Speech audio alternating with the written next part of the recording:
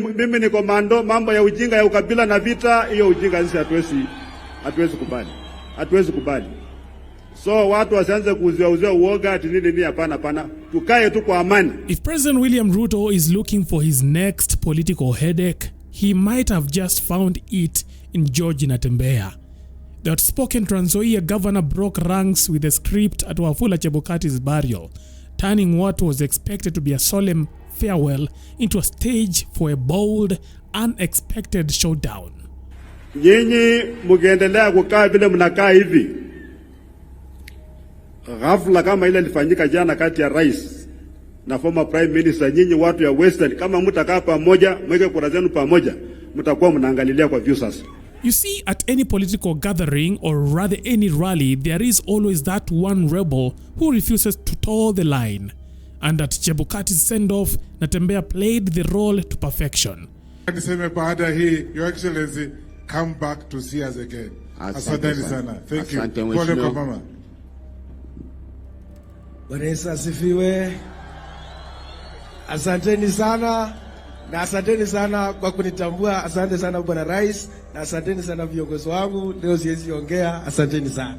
While government officials took turns showering the president with praises, and even the ever-fiery Peter Salasia opted for an unusual diplomatic stance, Natembeya went for the jugular, calling out Ruto in full glare of the cameras. Bila naongea na Raila anajua ameongea na jamii nzima. We want to be like that. So hii mambo ya kuwa disorganized lazima ikwishe. We must end it. Na watu yangu nyinyi mnajua hii dunia yetu ni cosmopolitan. Sisi tunaishi vizuri, tunaishi kwa amani, hakuna mtu anapigana na mwingine, na itakaa hivyo. Na mimi ni komando, mambo ya ujinga ya ukabila na vita, hiyo ujinga sisi hatuwezi kubali.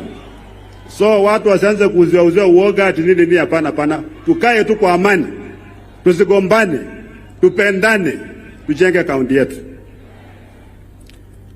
Mimi naomba tu Mwenyezi Mungu aiweke roho ya ndugu yetu marehemu Chebukati. The governor didn't hold back. He took direct aim at Ruto's decision to scrap ID vetting along Kenya's borders, warning that such a move was an open invitation for terrorist infiltration.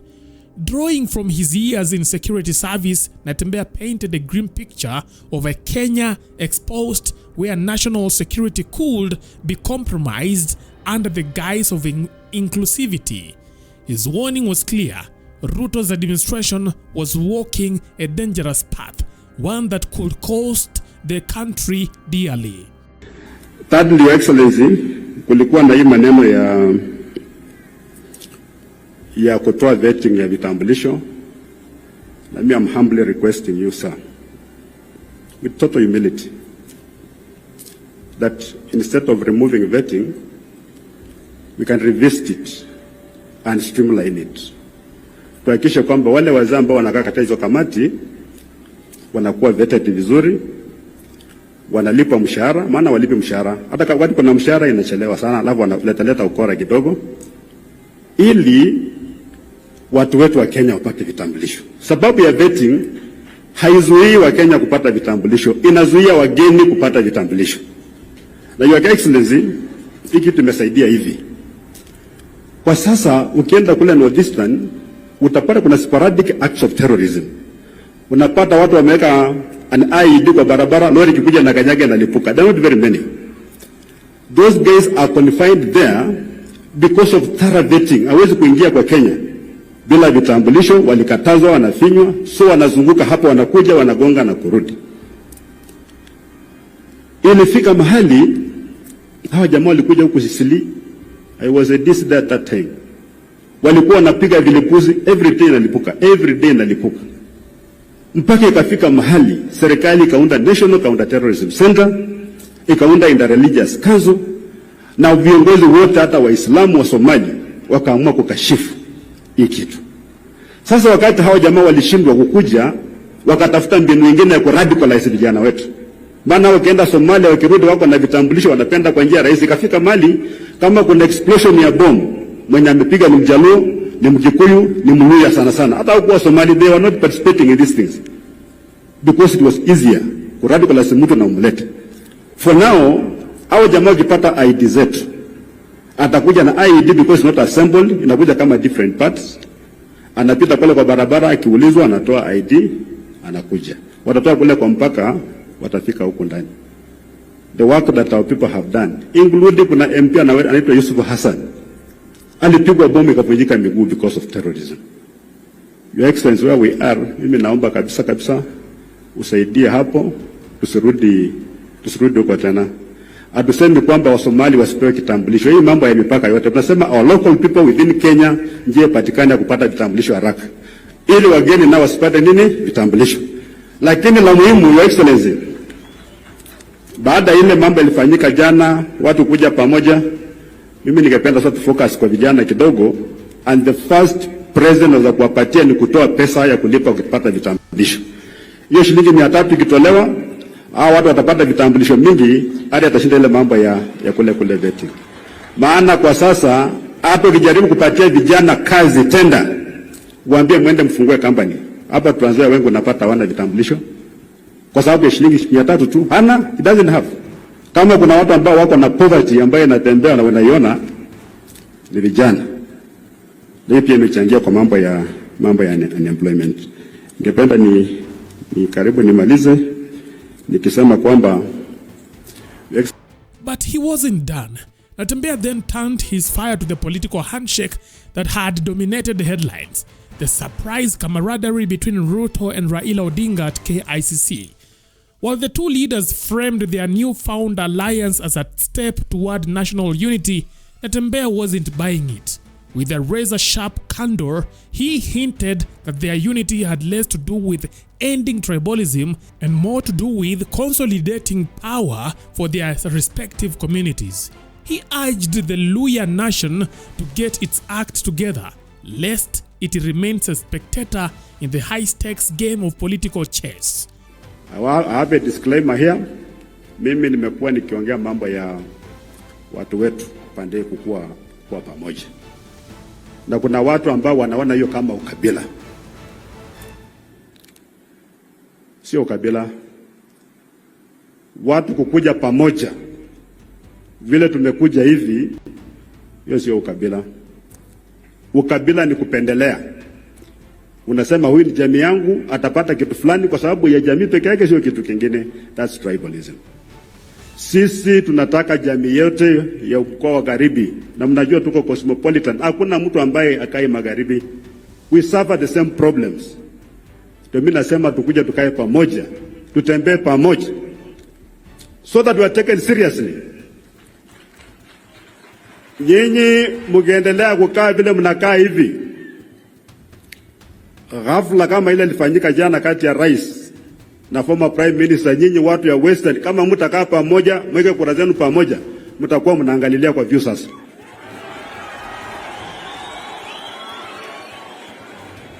We have to be united so that other leaders, hata kama rais anataka kuja kuongea na mkoa wa Magharibi, anajua nikiongea na huyu nimeongea na mkoa wa Magharibi. Now, Natembeya's speech had rattled the president, and Ruto, never one to let a challenge slide, did not take the criticism lying down. In a swift rebuttal, the president dismissed Natembeya's concerns on ID vetting, doubling down on his commitment to abolishing the process. According to Ruto, ID vetting had long been a tool of discrimination, and as long as he holds the reins of power, that chapter is closed. Tumekubaliana ya kwamba hatutaki tena Kenya ya ubaguzi ama ukabila ama chuki ama migawanyiko, kwa sababu ukabila na chuki na migawanyiko haiwezi kutusaidia kwenda mbele kama taifa. We need to move together as a nation. And it is the reason why we will make sure that development in a nation is spread across the nation without any consideration, tribal, regional, or otherwise. We spread development in this country equally. Mimi si mgeni Trans Nzoia hii kwa mambo ya maendeleo. And as a person who believes in equality, equity, and justice, I will never be part of any policy that categorizes Kenyans into different categories. Siwezi, na nilisema wakati nimechaguliwa ya kwamba tutaweka uwiano wa Wakenya, umoja ya Wakenya, usawa katika taifa letu la Kenya. Hatuwezi kuendelea na mambo ambayo inagawanya wananchi katika viwango viwili. Ati kuna Wakenya wanapata vitambulisho kwa hali moja, alafu kuna Wakenya wengine wanapata vitambulisho kwa kiwango kingine. That is unacceptable, it is undemocratic, it is unconstitutional, it is illegal. And we cannot continue with that kind of parochialism. Hatuwezi kusema jamii fulani ni wagaidi. Wagaidi ni wahalifu. Na tumeona katika uhalifu kwamba haina kabila. Unakuta pale katika wahalifu wamepatikana kuna watu wa makabila zote.